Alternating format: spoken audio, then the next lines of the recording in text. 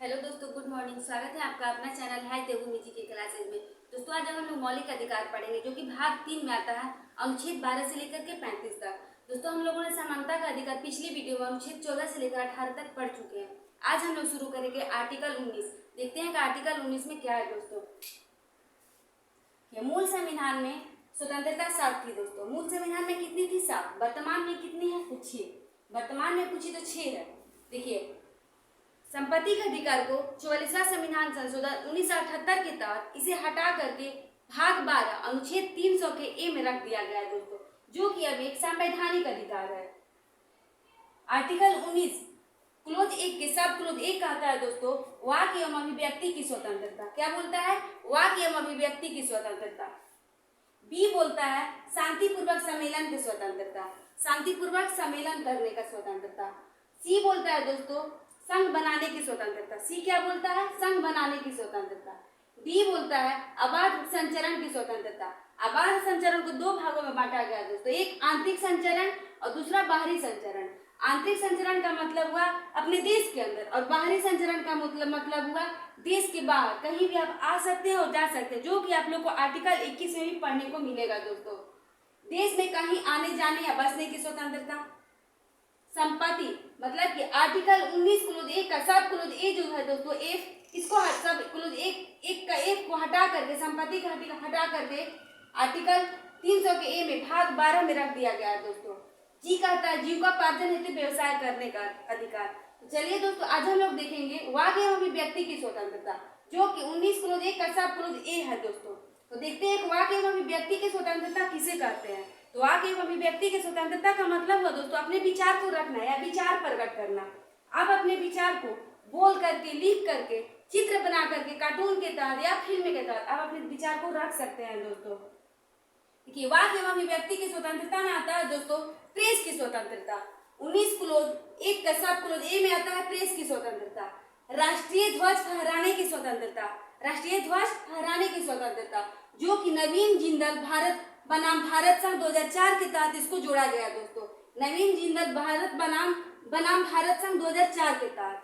जानने का अधिकार मतलब कि जैसे कि आप लोग देखते हैं दोस्तों, कोई फॉर्म भरते हैं चाहे कोई भी चीज, तो आरटीआई लिख करके डाला जाता है, तो ये क्या होता है? राइट टू नो, यानी जानने का अधिकार। आपको जानने का अधिकार है। मतदाता को सूचना का अधिकार, मतदाता को सूचना का अधिकार भी प्राप्त है। दोस्तों, इसके तहत चुप रहने का अधिकार भी है कि आपको बोलना है तो बोलिए, नहीं बोलना है तो आप चुप रहिए। ये जोड़ा गया है इमैनुअल बनाम केरल राज्य 1986 के तहत। दोस्तों, चुप रहने का अधिकार। व्यवसायिक विज्ञापन की स्वतंत्रता, आप अगर व्यवसाय कोई कर रहे हैं तो आप अपने विज्ञापन दे सकते हैं कोई भी चीज में, प्रेस में भी या मीडिया इंटरनेट के तहत भी। से व्यवसायिक विज्ञापन की भी स्वतंत्रता शामिल है। एक है दोस्तों इंटरनेट के अधिकार। इंटरनेट का अधिकार 2020 में जोड़ा गया दोस्तों। इसको ये देखिए तो 19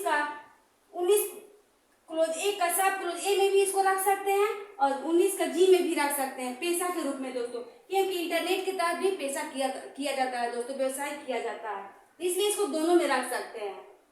देखिए, सूचना तथा समाचारों को जानने का अधिकार, सूचना या समाचार को जानने का अधिकार। अगर आप सूचना या समाचार कोई भी चीज जानेंगे तब तो उसके ऊपर आवाज उठाइएगा। प्रभुदत्त बनाम भारत संघ 1982 के तहत इसको जोड़ा गया है। दोस्तों, विदेश जाने का अधिकार, विदेश जाने का अधिकार मेनका गांधी बनाम 1978 के तहत इसको जोड़ा गया है। इलेक्ट्रॉनिक मीडिया द्वारा किसी घटना को प्रसारित करने की स्वतंत्रता, जो कि मान लीजिए कि संसद में कोई कार्य चल रहा है तो अगर मीडिया चाहे तो उसको प्रसारित कर सकती है वहां से। लेकिन दोस्तों, हड़ताल या बंदी का अधिकार इसमें शामिल नहीं है। हड़ताल या बंदी का अधिकार 19 क्लोज 1 का सब क्लोज ए में शामिल नहीं है। दोस्तों, देखिए, लेकिन दोस्तों राज्य इस पर भी रोक लगा सकता है। अनुच्छेद 19 के 2 के तहत राज्य आपको वाक एवं अभिव्यक्ति की स्वतंत्रता पर रोक लगा सकता है। दोस्तों, आर्टिकल 19 क्लोज 2 के तहत देखिए, अगर राज्य को लगे कि भारत की संप्रभुता या अखंडता पर आघात पहुंच रहा है या उसमें कोई दिक्कत हो रही है, तो राज्य आपके वाक एवं अभिव्यक्ति की स्वतंत्रता को छीन सकता है। उस राज्य को लगे कि राज्य की सुरक्षा को लेकर कि राज्य की सुरक्षा खतरे में है, देश की सुरक्षा खतरे में है, तो वाक एवं अभिव्यक्ति की स्वतंत्रता आपसे छीना जाएगा। विदेशी राज्यों के साथ मैत्रीपूर्ण संबंध को लेकर, अगर राज्य को लगे कि विदेश से संबंध खराब होते जा रहा है आपके, वाक एवं अभिव्यक्ति की स्वतंत्रता आपसे छीना जाएगा। लोक व्यवस्था के आधार पर छीना जाएगा। शिष्टाचार एवं सदाचार के आधार पर भी, न्यायालय का अवमानना के अधिकार पर, राज्य को अगर लगे कि आप न्यायालय का अवमानना कर रहे हैं तो इसके आधार पर भी आपके वाक एवं अभिव्यक्ति की स्वतंत्रता को छीना जा सकता है। मानहानि का स्वतंत्रता, आप किसी को बिना वजह किसी को गाली नहीं दे सकते। अगर आप किसी को गाली देते हैं या कोई चीज बोलते हैं या कोई मान लीजिए कि चोरी अगला नहीं किया, आप उसको चोरी का आरोप लगा देते हैं, अगर उसके पास प्रूफ है कि हम चोरी नहीं किए हैं तो मानहानि का दावा आप पर ठोक सकता है दोस्तों। इसके तहत भी आपका वाक एवं अभिव्यक्ति की स्वतंत्रता छीना जाएगा। अपराध उद्दीपन के संबंध में, अगर मान लीजिए कि किसी के बोलने से कोई दूसरा अपराध कर रहा है तो उसके ऊपर मतलब उसके तहत भी आपसे वाक एवं अभिव्यक्ति की स्वतंत्रता छीना जाएगा दोस्तों। तो दोस्तों उम्मीद करते हैं कि आज आप लोग को आर्टिकल 19 क्लोज 1 का सब क्लोज 1 समझ में आया होगा। अगर वीडियो आप लोग को पसंद आएगा तो प्लीज लाइक शेयर सब्सक्राइब तथा साथ में कमेंट कीजिएगा दोस्तों। थैंक्स।